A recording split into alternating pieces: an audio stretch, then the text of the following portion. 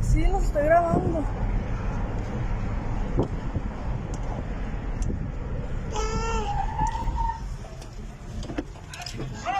¿Qué pasó? Mira, güey. ¿Por qué no chocan así? Another great video that we just witnessed, and I just had somebody ask me this question: what do you do if you're being pulled over by police in Mexico? Well, there are several types of police in Mexico. It's difficult to say, but I can tell you one thing: if a police pulls you over, you do need to stop. That's the law, but you don't need to stop right there. You need to find a safe haven or a safe location where you can stop, or it would be a public place. They would call a lot of attention to themselves if they did something wrong. These guys, in particular in this video, they were very aggressive. That would set off a lot of alarms to me. That would say they are trying to prove a point. Sometimes there's a big problem in Mexico with forced disappearance, it's called, and organized crimes, paying police to hand over people that are an anomaly. They don't belong where they need to be or where they are at that moment. So if something like this happens to you, if you have the skills, try to keep your vehicle moving. Remember, the safest place in the world to be is in a vehicle that is moving. Whoever's with you in the car, they need to do 3 things.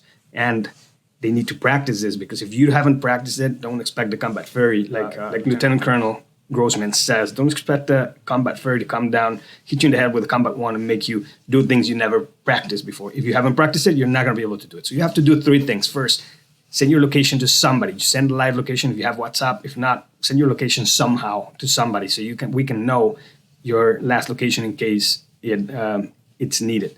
2, record. That's a very good idea. What this lady did was a very good idea, but look at her. She's very nervous. She's trying to call somebody and it takes her a long time. Her fingers are not doing what she wants them to do. Why? Because you're getting fear-induced stress, and that is sending a lot of adrenaline. Your brain is going into overdrive and you're losing your fine motor skills. If you haven't practiced it, it's not going to happen. Dial 911 or tell Siri to call 911 and then tell 911 what's happening. That will make that an official stop, because now there's a record of it. And then if it's not, they don't recognize the number of the police car that's chasing you, they will at least send some help. But you need to buy yourself some time. And remember, the single most dangerous place you can be is in a stopped vehicle. Do not stop the vehicle until you get to a safe haven, a place where either there's more police, cameras, toll booth, gas station, something. They will arrest you, but at least there's going to be a record and they know it. And that's going to make it a lot easier. Unfortunately, not in every case, but that will buy you a certain degree of safety.